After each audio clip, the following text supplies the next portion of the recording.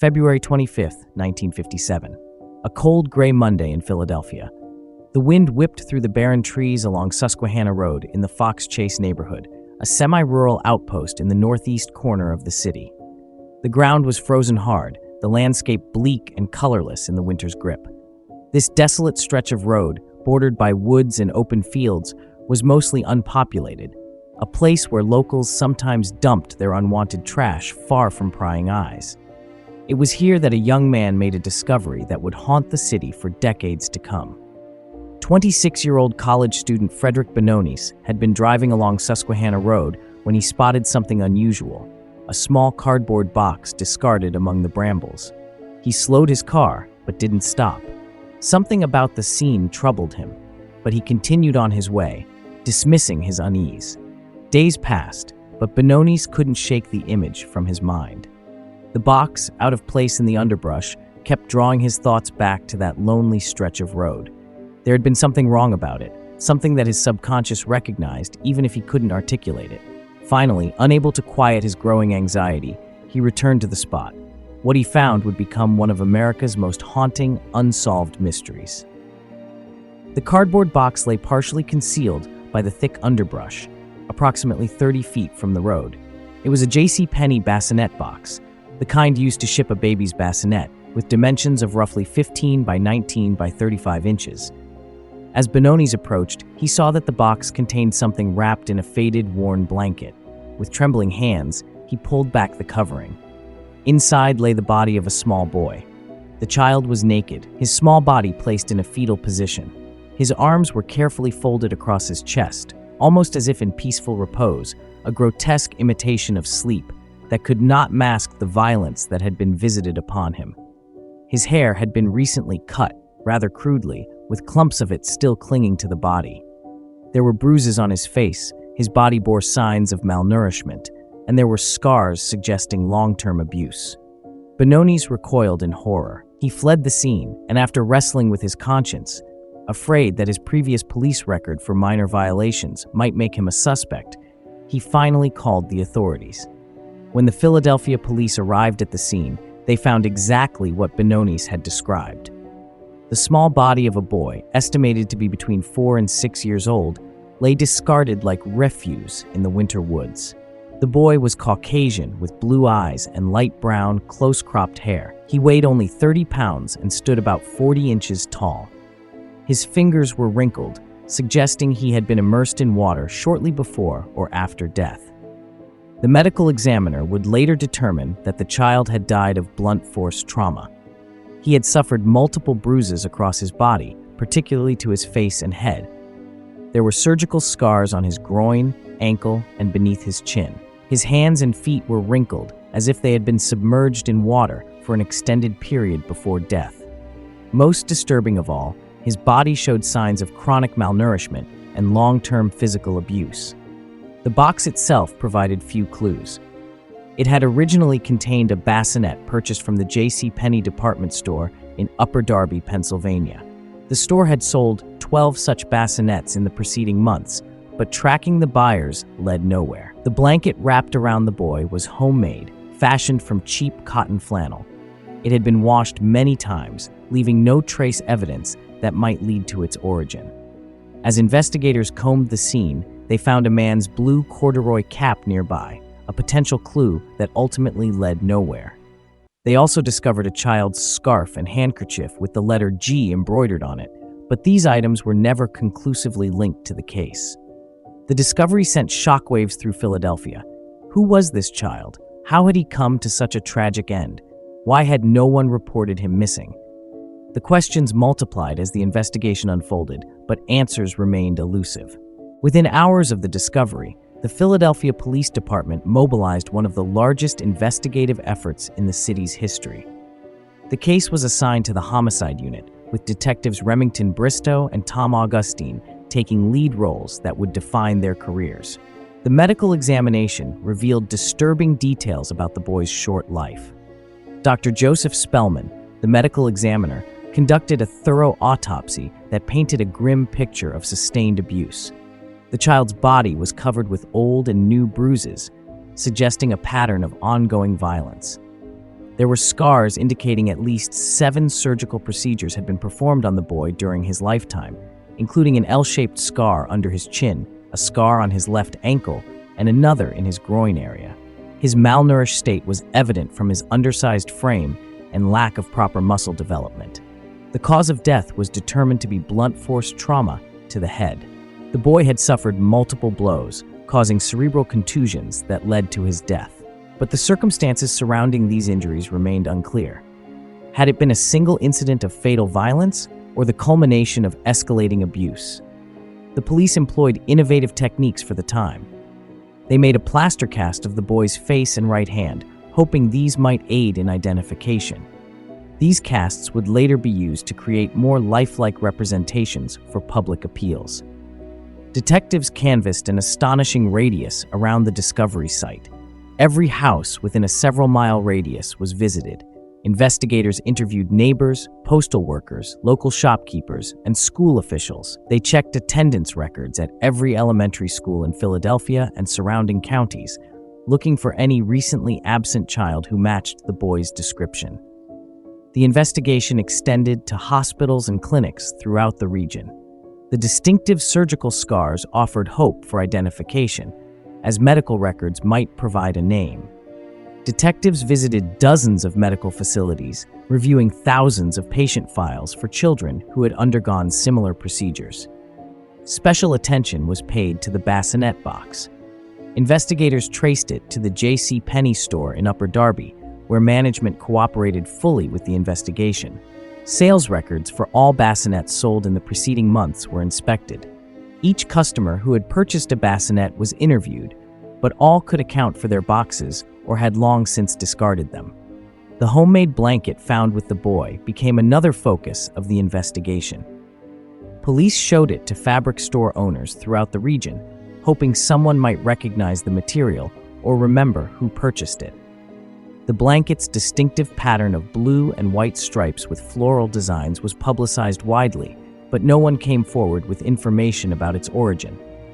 In an unprecedented move, the police department set up a dedicated command center solely for this case. A special phone line was established for tips, and officers worked in shifts to ensure that every call was answered and every lead investigated. Within the first week, over 10,000 tips flooded in from across the country. As days turned into weeks with no identification, investigators took the unusual step of having the boy's body washed and dressed. They carefully combed his crudely cut hair and dressed him in fresh clothing. Professional photographers were brought in to take post-mortem photographs that would be less disturbing to the public than traditional morgue photos. These images were distributed on flyers throughout Philadelphia and the surrounding areas. Police enlisted the help of the media in unprecedented ways. Local newspapers ran front-page stories with the boy's photograph. Radio stations broadcast detailed descriptions several times daily. Television news, still in its relative infancy, showed the boy's image and the bassinet box to viewers across the region. The massive flyer campaign represented the largest distribution of a victim's image in American history up to that point. Over 400,000 flyers were printed and distributed through various channels. They were included in utility bills sent to every household in Philadelphia. Police officers handed them out at busy intersections and train stations. They were posted in store windows, on bulletin boards, and stuffed into mailboxes throughout the region. Despite these extraordinary efforts, no one came forward to identify the child. The silence surrounding his identity was as disturbing as the circumstances of his death. How could a child live and die without anyone reporting him missing? The question haunted investigators. As the investigation progressed, detectives pursued numerous leads, many of which took bizarre and unexpected turns. One of the most promising early leads came from a New Jersey furniture store owner who claimed to recognize the boy as the son of a Hungarian couple who had purchased furniture from him. The man was so certain of his identification that detectives spent weeks tracking down the family, only to discover that their son was alive and well. Another lead came from a woman in Philadelphia who believed the boy might be the child of a neighbor who had suddenly disappeared around the time of the discovery.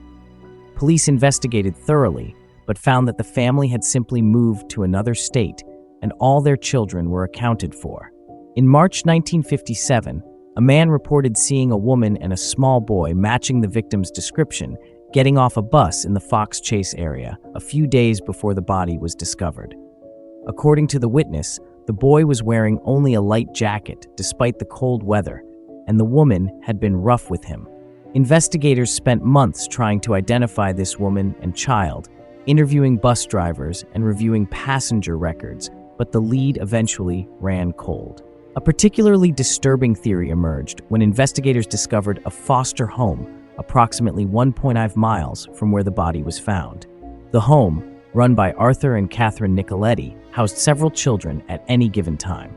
What drew investigators' attention was a report from a neighbor who claimed to have seen a boy matching the victim's description playing in the yard of the home, only to have the child disappear shortly before the body was discovered.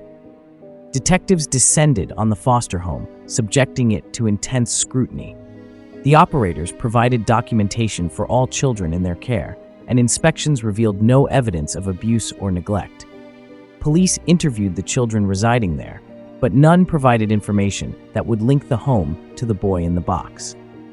After weeks of investigation, detectives reluctantly concluded that there was no connection, though doubts lingered in some investigators' minds for years afterward. In April 1957, the investigation took another turn when a Philadelphia psychic claimed to have had visions of the boy's murder. While the department officially dismissed this as unhelpful, several detectives privately visited the psychic, who described a house with a distinctive wooden staircase where the boy had allegedly been killed. The psychic's description led police to investigate several properties, but none yielded evidence connected to the case. A particularly strange lead came when a local doctor reported treating a boy with similar surgical scars several years earlier. The doctor couldn't recall the family's name, but remembered they had moved from the area. This prompted a nationwide search for medical records matching the boy's distinctive scars, but the effort proved fruitless. Another tantalizing but ultimately disappointing lead came from a Camden, New Jersey woman who claimed the boy was her son, who had been kidnapped 2 years earlier. Her story initially seemed credible, but when investigators arranged for her to view the body, she broke down and admitted that her son had actually been taken by his father during a custody dispute and was likely still alive. One of the more promising leads involved a trace on the blanket found with the boy. Experts determined that the blanket's unusual pattern was manufactured by a specific mill in North Carolina. Investigators contacted the mill and learned that blankets with that pattern had been distributed primarily to institutions rather than retail stores. This led to an exhaustive check of orphanages, hospitals, and children's homes throughout the region, but no connection was established. In June 1957, a strange report came from a Philadelphia dry cleaner who claimed to have cleaned a blanket identical to the one found with the boy just days before the discovery. The customer, described as a nervous middle-aged woman, had allegedly been insistent that the blanket be cleaned immediately. Despite an extensive search and the creation of a composite sketch of the woman, she was never identified. Each lead was pursued with thorough dedication, but each ultimately led to disappointment. The investigation file grew to thousands of pages, documenting hundreds of interviews, dozens of theories, and countless dead ends. But the identity of the boy in the box remained a mystery. By late 1957, the initial momentum of the investigation had slowed. Despite unprecedented efforts, the boy in the box remained unidentified. The lack of progress took a toll on the investigators, many of whom had become personally invested in the case. Detective Remington Bristow, in particular, found himself unable to let go. The boy in the box case became his obsession, consuming his professional life and eventually following him into retirement. Bristow kept a copy of the boy's post-mortem photograph on his desk, a constant reminder of his promise to identify the child and bring those responsible for his death to justice. The case entered a period of relative dormancy from an official standpoint. The active investigation was scaled back as resources were diverted to new cases, but the file was never closed. Periodically, new tips would come in, usually after media coverage on anniversaries of the discovery, and detectives would briefly resume active investigation. Bristow, however, never stopped working the case, even after his retirement in 1966. He spent his own money following leads, traveling to interview potential witnesses, and consulting with experts. His dedication was extraordinary, even by the standards of homicide detectives who are notorious for their commitment to solving cases. In 1961, Bristow's persistence led him to one of the most compelling leads in the case. A carnival had set up operations near the foster home that had been investigated earlier. Bristow, attending the carnival on a hunch, observed a family that triggered his investigative instincts. A man and woman were accompanied by several children, including a girl who bore what Bristow believed was a striking resemblance to the boy in the box. Following this family, Bristow discovered they lived in a home in the northeastern part of Philadelphia.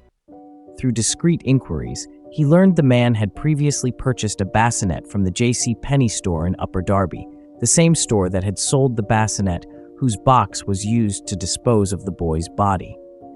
Further investigation revealed the man lived with his daughter, who had some form of mental disability. Bristow developed a theory. Perhaps the mentally disabled daughter had given birth to a boy, possibly as a result of incest, and the child had been kept hidden from the world. In this scenario, the boy had been abused and eventually killed, then disposed of in the woods off Susquehanna Road. Bristow was so convinced of this theory that he repeatedly urged the police department to reopen the case with this family as the focus. However, without concrete evidence, officials were reluctant to pursue what some viewed as the desperate theory of a detective who couldn't let go. When the man died in 1961, Bristow believed his chance to solve the case had died with him. Yet he persisted, continuing to gather information about the family and building a circumstantial case. He enlisted the help of William Kelly, another retired detective who had worked the original investigation, and together they kept the case alive when it might otherwise have been forgotten. Throughout the 1960s and 1970s, the case of the boy in the box remained in a strange limbo, officially unsolved, but not actively investigated, except by retired detectives working without official sanction. Periodic media coverage, often coinciding with anniversaries of the discovery, would briefly reignite public interest, but no substantial progress was made in identifying the boy. The child's body, meanwhile, rested in a potter's field in Philadelphia, marked by a simple stone reading, "Heavenly Father, bless this unknown boy." Police officers and others touched by the case would occasionally visit the grave, leaving small toys or flowers for a child who seemed to have had few advocates in life. As the years passed, the boy in the box became more than just an unsolved homicide. He became a symbol of all children who suffer in silence, whose pain goes unrecognized, and whose deaths go unmourned. For the detectives who had worked the case, especially Bristow, identifying the boy became a sacred mission, a commitment that transcended professional duty and became a personal covenant with a child they had never known in life. By the late 1990s, advances in forensic science, particularly in DNA analysis, offered new hope for identifying the boy in the box. The case had never been forgotten within the Philadelphia Police Department, where a new generation of detectives had inherited the mystery from their predecessors. Many of these younger officers had grown up hearing about the case and viewed it as almost mythical, the department's most haunting unsolved mystery. In 1998, a court order was obtained to exhume the boy's remains from the potter's field, where they had rested for 41 years. The exhumation, conducted on November 11, 1998, was attended by an assembly of current and retired investigators, medical examiners, forensic anthropologists, and representatives from the Vidocq Society, a group of forensic experts who had taken an interest in the case. The scene at the cemetery was somber and tinged with a sense of purpose. Among those present were elderly men who had been young detectives when the boy was first discovered. For them, this was perhaps the last chance to fulfill a promise made decades earlier, to give the boy his name back. The small casket was carefully unearthed and transported to the Philadelphia Medical Examiner's Office, and where a team of experts waited to apply modern forensic techniques unavailable in 1957. Dr. Sam Galino, the current medical examiner, supervised the procedure, which was conducted with the utmost respect for the remains. Forensic anthropologists examined the bones, confirming the original age estimate and noting signs of chronic malnourishment and physical abuse that had been documented in the original autopsy. More importantly, they were able to extract tissue samples for DNA analysis, something that had been science fiction when the boy was buried. The remains were in remarkably good condition, preserved by the embalming process performed 4 decades earlier. This allowed scientists to obtain viable DNA samples, creating a genetic profile of the boy that could potentially be matched with relatives if they could be identified. After the examination, the boy was not returned to the anonymous Potter's Field. Instead, through the efforts of the Vidocq Society and caring police officers, he was reburied at Ivy Hill Cemetery in Philadelphia. A proper headstone was provided, bearing the inscription, "America's Unknown Child," a recognition that the boy belonged not just to Philadelphia, but to the nation as a whole. The funeral service, held on November 18, 1998, was attended by hundreds of people, though most of whom had never known the boy in life, but had been touched by his story. Police officers in dress uniforms stood at attention as the small casket was lowered into its new resting place. A police honor guard fired a salute, and a bugler played taps, honors usually reserved for fallen officers, but deemed appropriate for a child whose death had haunted the department for so long. With DNA samples secured, investigators entered a new phase of the investigation. The boy's genetic profile was entered into various databases, but no matches were found. Without relatives to compare against, the DNA provided little immediate help in identifying the child. However, the exhumation and reburial restored interest in the case. Media coverage brought the boy in the box to the attention of a new generation, and tips once again began flowing into the department. Most proved as fruitless as those received decades earlier, but the case was very much alive again, in the minds of both investigators and the public. In 2002, the case took another dramatic turn when a woman identified only as M came forward with a story that stunned investigators. Her account, if true, would finally put a name to the boy in the box and explain the circumstances of his death. The woman known only as M approached police in February 2002 with a story so detailed and disturbing that investigators were compelled to take it seriously. According to M, her abusive mother had purchased the boy, whose name was Jonathan, from his birth parents in the summer of 1954. The boy had subsequently lived in her home, subjected to terrible abuse. M claimed that the boy was kept in the basement, rarely allowed upstairs, and was not permitted to speak or interact with other people. He was used as a live-in toy for M, who was a child herself at the time. Her mother justified the purchase by saying she wanted a child for M to play with, but the reality was far more sinister. In her account, the boy had vomited in the bathtub after eating baked beans for dinner on the night of his death. This had enraged her mother, who had slammed the boy's head against the floor until he was unconscious. He died shortly thereafter. M's story included details that had never been made public. She described the boy's odd haircut, explaining that her mother had cut his hair after his death to make identification more difficult. She mentioned that the boy had been bathed after death, which explained the wrinkled appearance of his fingers and toes noted in the autopsy report. She also described the bassinet box, which her mother had in her possession because she had recently purchased a bassinet for her own child.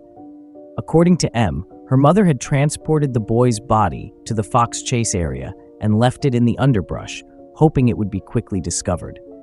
When it wasn't found immediately, she returned to the site and placed the body in the bassinet box to ensure it would be noticed. The level of detail in M's account was remarkable. She described the blanket used to wrap the boy, the blue corduroy cap found near the scene, and even mentioned a distinctive birthmark on the boy's chest that had been documented in the autopsy but never publicly disclosed.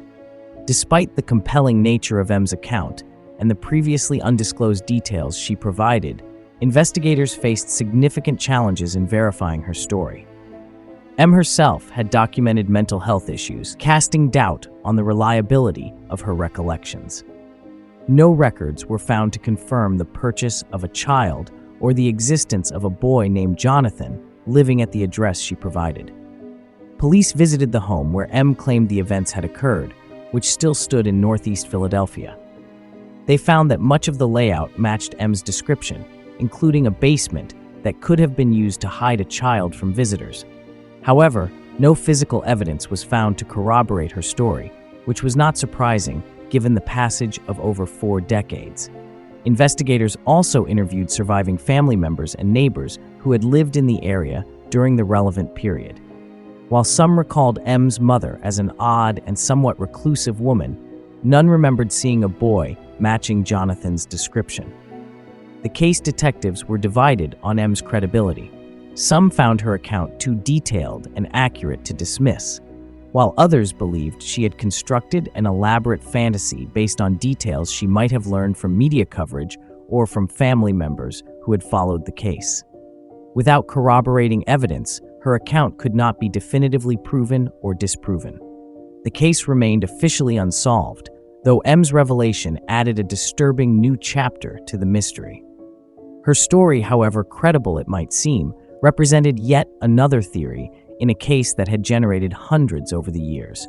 As the 21st century progressed, the case of the boy in the box entered its 5th and 6th decades unsolved, but not forgotten. A new generation of investigators at the Philadelphia Police Department inherited the case, bringing fresh perspectives and modern investigative techniques to bear on the mystery. By this time, the files related to the case filled numerous boxes. Every lead, every interview, every theory had been meticulously documented by generations of detectives. The task facing modern investigators was daunting: to find something that might have been missed among thousands of pages of reports, or to apply new technologies that might yield results where earlier methods had failed. One of these new technologies was forensic genealogy, a technique that had gained prominence after it was used to identify the Golden State Killer in 2018. This approach involves using a DNA sample to identify distant relatives through public genealogy databases, then working backward through family trees to identify the person of interest. In 2019, the Philadelphia Police Department partnered with genetic genealogists to apply this technique to the DNA samples obtained during the 1998 exhumation. The process was complex and time-consuming, involving the creation of extensive family trees and the elimination of numerous potential relatives who could not have been the boy. While this work was ongoing, other aspects of the investigation continued. Digital scanning technology was used to enhance the original crime scene photographs, revealing details that might have been missed in earlier examinations. Geographical profiling techniques were applied to analyze the significance of the location where the body was found. The investigation also benefited from the collective memory of the public. The case had become part of Philadelphia's cultural consciousness, with many older residents having personal recollections of the time when the boy in the box dominated local headlines. Periodic media coverage, especially around significant anniversaries, would bring forth new tips from people who believed they might have information relevant to the case. One such tip came from an elderly woman who had been a nurse at a Philadelphia hospital in the 1950s. She recalled a woman bringing in a severely malnourished boy for treatment, only to hastily leave when questions were asked about the child's condition. While the timing matched and the description of the boy was similar, hospital records from that period were incomplete, and the lead could not be fully verified. Another avenue of investigation involved the surgical scars noted on the boy's body. A systematic review of medical records from hospitals throughout the region was undertaken, focusing on children who had undergone similar procedures in the years before 1957. This effort was hampered by the fact that many medical records from that era had been destroyed or lost. But investigators persisted, hoping to find documentation of the distinctive L-shaped scar under the boy's chin or the other surgical interventions. The investigation also extended to international databases of missing children. While the boy had never been reported missing in the United States, investigators considered the possibility that he might have been brought to the country from elsewhere, explaining why no local reports matched his description. Throughout this period, the grave at Ivy Hill Cemetery remained a place of pilgrimage for those touched by the case. Police officers, both active and retired, would visit on the anniversary of the boy's discovery, leaving small tokens of remembrance. Members of the public, too, would come to pay their respects to America's unknown child, leaving toys and flowers for a boy whose identity remained a mystery, but whose story had touched countless hearts. The grave itself had been maintained through a fund established by the Vidocq Society and contributions from police officers and concerned citizens. The site served as a reminder of an unsolved crime, but also as a symbol of a community's commitment to seeking justice regardless of how much time had passed. As the investigation entered its 7th decade, few expected a resolution. Most of the original investigators had passed away, potential witnesses were elderly or deceased, and physical evidence had degraded. Yet the case remained open, a testament to the enduring impact of a small boy found in a cardboard box on a cold February day in 1957. For 65 years, the boy in the box remained nameless, a persistent mystery that haunted Philadelphia and the nation's collective conscience. But in December 2022, Philadelphia Police Commissioner Danielle Outlaw stood before a bank of microphones and cameras to announce a breakthrough that sent shockwaves through the law enforcement community and brought a measure of closure to one of America's most enduring mysteries. Today, after 65 years, we are honored to reveal the identity of this child. Commissioner Outlaw stated solemnly, "Through detective work and DNA analysis, we can finally give a name to the child we have known for so long as America's unknown child.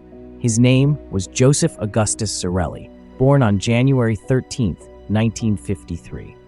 The room fell silent as the significance of the moment sank in. After decades of being known only by the tragic circumstances of his discovery, the boy in the box finally had a name. The breakthrough had come through a combination of traditional detective work and cutting-edge science. The genetic genealogy efforts, begun in 2019, had slowly borne fruit. DNA extracted from the boy's remains was analyzed and compared against public databases, identifying distant relatives. From these matches, genealogists constructed extensive family trees, methodically working through branches until they identified potential parents. Birth certificates were then examined, leading to the discovery of Joseph Augustus Zarelli's birth record. The certificate confirmed he was born in Philadelphia on January 13, 1953, making him 4 years old at the time of his death, exactly as medical examiners had estimated in 1957. Captain Jason Smith of the Philadelphia Police Homicide Unit provided additional details while being careful not to compromise the ongoing investigation into Joseph's death. The birth certificate lists the names of the parents, but we are not publicly identifying them at this time, Smith explained. We have located and interviewed some of Joseph's relatives. Our investigation into who is responsible for his death continues. The identification raised as many questions as it answered. Joseph had never been reported missing, confirming what investigators had long suspected, that those responsible for his care were likely responsible for his death. The circumstances of his life remained largely unknown, though police indicated they were building a clearer picture through interviews with surviving relatives. DNA confirmation had been obtained through comparison with genetic material from Joseph's maternal relatives. His mother, investigators revealed, had passed away in the 1990s. His father had died earlier. Both had other children, meaning Joseph had half-siblings who were still living, relatives who had never known of his existence until police contacted them as part of the investigation. The announcement was bittersweet for the law enforcement community. Many of those who had dedicated years to the case had not lived to see it resolved. Detective Remington Bristow, who had pursued the case relentlessly until his death in 1993, never learned the name of the boy whose photograph he had kept on his desk throughout his retirement. Following the public identification of Joseph Augustus Zarelli, the investigation entered a new and complex phase. While solving the mystery of the boy's identity had been a major breakthrough, many questions remained unanswered. Who had abused this child throughout his short life? Who had ultimately taken that life and discarded his body as if he were nothing more than trash? And perhaps most hauntingly, how had Joseph lived and died without anyone reporting him missing? The Philadelphia Police Department established a dedicated task force to investigate these questions. Led by veteran homicide detective Melissa Kane, the team included both experienced investigators and younger officers who brought technological expertise to the case. Their mission was clear: to determine the circumstances of Joseph's life and death, and if possible, to bring those responsible for his murder to justice, even after the passage of more than 6 decades. The investigation proceeded on multiple fronts. Family members identified through DNA matching were interviewed extensively, many learning about Joseph's existence for the first time. These interviews revealed a complicated family history marked by secrecy and estrangement. According to sources close to the investigation, Joseph's parents had never married. His mother had been very young when he was born and already had another child. His father was significantly older and had a family of his own. The circumstances of Joseph's conception were unclear, but it appeared he had been an unwanted child from the beginning. Records indicated that Joseph's birth had been registered, but there was no evidence he had ever attended school or received consistent medical care. No photographs of him had been found among family possessions. It was as if efforts had been made to erase his existence even while he was alive. The interviews with family members yielded conflicting accounts.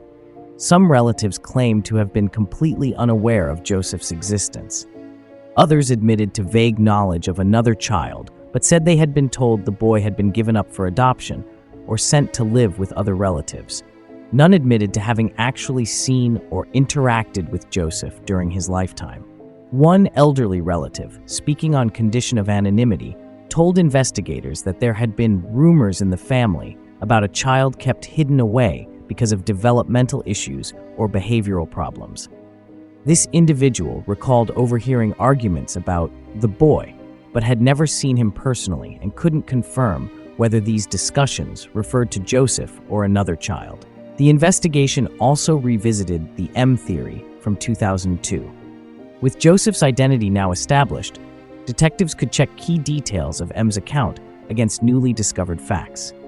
While some elements of her story aligned with what was now known about Joseph, others seemed to contradict the emerging timeline. M had claimed the boy was purchased in 1954, but records showed Joseph was born in 1953 and lived with his birth family at least periodically during his early years. DNA testing conclusively determined that M was not related to Joseph, casting further doubt on her account. When re-interviewed in early 2023, M stood by her story, but admitted that certain details might have been confused due to the passage of time and her own psychological issues. The investigation team ultimately classified her account as unverified, but not entirely discounted, noting that elements of her story might reflect real events that had become distorted in her memory. Investigators also pursued the possibility that other people might have been involved in caring for Joseph during periods when he wasn't with his birth family. Interviews with neighbors who had lived near the Zarelli family home during the relevant time frame yielded several accounts of a quiet, withdrawn boy who was occasionally seen but rarely interacted with other children. One elderly neighbor recalled a sickly-looking child who wasn't allowed to play outside like the other kids. Medical records proved to be another valuable avenue of investigation. The distinctive surgical scars noted in Joseph's autopsy had long been considered potential identifiers. With his name now known, detectives were able to locate partial medical records confirming that Joseph had undergone several procedures at a Philadelphia hospital, including an operation to correct a hernia that matched the groin scar noted in the autopsy. These records painted a troubling picture of a child who had received necessary medical interventions but showed signs of neglect. Notes from a clinic visit when Joseph was 3 years old indicated concerns about his weight and development. A nurse had documented multiple contusions in various stages of healing and noted that the boy was uncommunicative and appears fearful. A follow-up had been recommended, but there was no record that Joseph had ever returned to the clinic. The investigation also focused intensely on the final days of Joseph's life. The medical examiner had placed his death around February 23, 1957, approximately 2 days before his body was discovered. Weather records for that period showed temperatures consistently below freezing, with light snow on February 22nd. This aligned with the condition of the body when found and suggested Joseph had been placed in the Fox Chase location shortly after his death. Detectives canvassed the area around the dump site once again, this time armed with Joseph's name and photographs of his parents. They spoke with elderly residents who had lived in the area in 1957, hoping someone might recall seeing Joseph or his family in the vicinity around the time of his death. While several people remembered the case itself, having seen the flyers or newspaper coverage at the time, none could provide information directly linking Joseph or his family to the Fox Chase location. The bassinet box remained a key piece of evidence. With Joseph's identity established, investigators revisited the J.C. Penney store records, looking for any connection between the Zarelli family and the purchase of a bassinet. Store records from that period were long gone, but detectives discovered that Joseph's mother had worked briefly at a different J.C. Penney location in 1956, potentially giving her access to discarded shipping materials, including bassinet boxes. As the investigation progressed, a disturbing pattern began to emerge from the accumulated evidence. Joseph appeared to have lived a life largely hidden from public view, moving between family members and possibly other caregivers. His medical records suggested ongoing neglect and abuse. The circumstances suggested that his death, whether intentional or the result of abuse that went too far, had been covered up by family members who then disposed of his body in a location they thought would lead away from them. By mid-2023, the investigation had developed several persons of interest, including Joseph's parents and at least 2 other family members who may have been involved in his care or in the disposal of his body. However, all of these individuals were deceased, presenting a significant challenge to any potential prosecution. In September 2023, the Philadelphia District Attorney's Office held a confidential meeting with the investigative team to discuss the legal implications of the case. While there is no statute of limitations for homicide, the deaths of all primary suspects meant that a traditional prosecution was impossible. The focus shifted to documenting the truth as thoroughly as possible for historical purposes and to provide whatever closure was possible in such a tragic case. In November 2023, nearly a year after Joseph's identification, the investigation took an unexpected turn when a retired Philadelphia police officer came forward with information that had been overlooked for decades. Thomas Garrison, who had been a young patrol officer in the Northeast Division in 1957, had kept a personal notebook from that period that contained details never formally entered into the official case file. Garrison, now in his 90s, had been part of the door-to-door canvass following the discovery of Joseph's body. While interviewing residents along Susquehanna Road, he had spoken with an elderly woman who reported seeing a car stopping briefly along the road on the evening of February 23, 1957, the date consistent with when Joseph's body was likely placed at the location. The woman had told Garrison that she had observed a light-colored car pull to the side of the road around dusk. A man and a woman had gotten out, the man carrying what appeared to be a large package or box toward the woods. They had returned minutes later without the package and driven away quickly. The woman had thought little of it at the time, assuming they were merely dumping trash, a common occurrence in that undeveloped area. Garrison had dutifully recorded this information, but had been reassigned before he could follow up. The witness had died shortly thereafter, and her statement had never been properly investigated. Garrison himself had forgotten about it until seeing news coverage of Joseph's identification, which prompted him to search for his old notebooks. This new information provided investigators with their first credible eyewitness account of Joseph's body being placed at the Fox Chase location. It aligned with the medical examiner's time frame and suggested 2 people, possibly Joseph's parents or other relatives, had been directly involved in disposing of his body. Based on this account, Forensic specialists created a detailed reconstruction of the scene, using period maps, weather data, and sunset times from February 23, 1957. They determined the witness would have had a clear view of the roadside from her front window at the time she reported seeing the car. This reconstruction led investigators back to the original crime scene photographs, which were re-examined using modern enhancement techniques. This analysis revealed previously unnoticed tire tracks in the muddy shoulder of Susquehanna Road, approximately 20 feet from where Joseph's body had been found. While these tracks had been documented in 1957, their significance had not been fully appreciated without the context of the witness statement.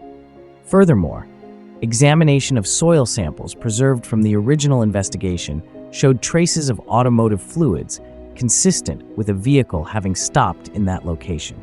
These physical findings corroborated the witness account and helped establish a more detailed timeline of how Joseph's body came to be in that isolated spot.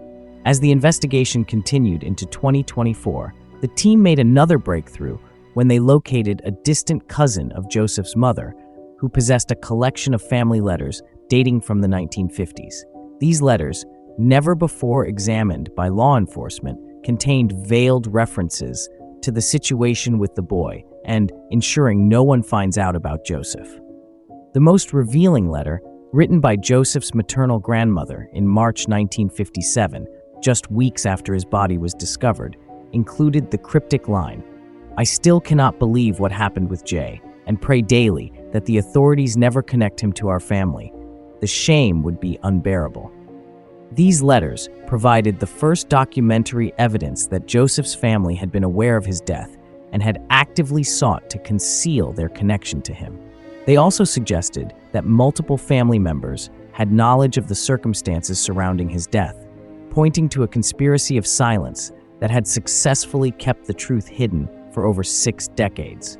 Armed with this new evidence, investigators re-interviewed surviving family members, some of whom finally began to speak more openly about family secrets they had heard whispered about throughout their lives. Several admitted they had been told never to ask questions about the boy who died or your aunt's mistake. One elderly relative, a second cousin of Joseph's mother, provided particularly valuable information. According to this witness, Joseph had been born with mild developmental issues that his mother had found difficult to manage, especially as an unmarried woman already struggling with another child. Joseph had been passed between family members, spending time with his grandmother and an aunt, neither of whom wanted the responsibility of raising him permanently. By late 1956, according to this relative, Joseph was back living with his mother, who by then had married a man who resented the presence of a child that was not his own. The witness recalled family gossip about Joseph being kept confined to prevent neighbors from seeing him, being inadequately fed, and suffering physical abuse from his stepfather. The witness had been told that Joseph died after a particularly severe beating when he had soiled himself. His mother and stepfather, panicking and fearing they would be charged with murder, had wrapped his body in a blanket and placed it in a bassinet box obtained from her workplace. They had then driven to a remote area of Fox Chase, deliberately choosing a location far from their home, and abandoned the body, hoping it would not be connected to them. This account aligned with the medical examiner's findings about Joseph's cause of death, the evidence of long-term abuse, and the eyewitness statement about a couple disposing of a box along Susquehanna Road. It also explained why no missing person report had ever been filed and why no one had come forward to identify Joseph, despite the massive publicity surrounding the case. By early 2024, investigators had assembled enough evidence to reach definitive conclusions about Joseph's life and death, even though no criminal prosecution would ever be possible. The Philadelphia Police Department and District Attorney's Office jointly decided to present their findings to the public, believing that the historical record should reflect the truth about what had happened to America's unknown child. On April 15, 2024, Philadelphia Police Commissioner Danielle Outlaw and District Attorney Larry Krasner held a solemn press conference to close the case officially. They outlined the evidence indicating that Joseph had died as a result of physical abuse inflicted by his stepfather. with his mother complicit in both the circumstances leading to his death and the subsequent cover-up. Based on the totality of evidence, if the suspects were alive today, we would be filing charges of first-degree murder, conspiracy, and abuse of a corpse, District Attorney Krasner stated. While we cannot bring Joseph's killers to justice in a court of law, we can ensure that the historical record reflects the truth about what happened to this innocent child. The press conference included the first public display of Joseph's photograph taken during his life, a faded snapshot showing a solemn-faced toddler that had been found among his grandmother's possessions. The contrast between this image and the post-mortem photographs that had been circulated for decades was striking and emotionally impactful for all present. The press conference concluded with the announcement that a permanent memorial to Joseph would be established at Ivy Hill Cemetery, funded by donations from police officers and community members who had been touched by his story over the decades. The memorial would include an updated headstone with his full name and accurate birth date, replacing the America's Unknown Child marker that had identified his grave since 1998. On what would have been Joseph's 71st birthday, January 13, 2024, a memorial service was held at his gravesite. Among those present were retired detectives who had worked the case, current members of the Philadelphia Police Department, and ordinary citizens who had been touched by Joseph's story. The case of Joseph Augustus Zarelli, known for so long as the boy in the box, left an indelible mark on Philadelphia and on American crime investigation. It became one of the nation's oldest cold cases and helped shape modern approaches to missing children and unidentified remains. For the detectives who worked the case over the years, from the original investigators in 1957 to the genealogists who finally put a name to the boy in 2022, Joseph's identification brought a measure of professional satisfaction. Many had spent their entire careers wondering about the identity of the boy in the box, carrying his image with them long after retirement. For Philadelphia, the identification and subsequent closure of the case brought an end to a mystery that had become part of the city's dark folklore. The boy who had been found in that lonely stretch of woods in Fox Chase was no longer a ghostly cipher, but a real child with a name and a birth date, a child who had once lived and breathed and deserved to be remembered. The full truth about Joseph's life and death may never be known with absolute certainty. Some secrets remain buried with those who took them to their graves. But the fundamental questions that had haunted investigators for decades, who was this child and what happened to him, had finally been answered. The mystery had been solved, and a measure of dignity had been restored to a boy who had been denied it for too long. A boy who waited 65 years to reclaim his name, Joseph Augustus Zarelli, no longer unknown, no longer forgotten. If this story moved you as much as it did me, please give this video a thumbs up and share it with others. Let's keep Joseph's memory alive and ensure his story continues to be told. And if you're fascinated by unsolved mysteries and historical cases, make sure to subscribe to the channel and hit the notification bell so you won't miss our next video. I'm also really curious to hear your thoughts. What part of Joseph's story resonated with you the most? Share your thoughts and theories in the comments below. Your engagement helps keep these stories alive and fuels our passion for uncovering the truth. Thank you for watching, and until next time, stay curious.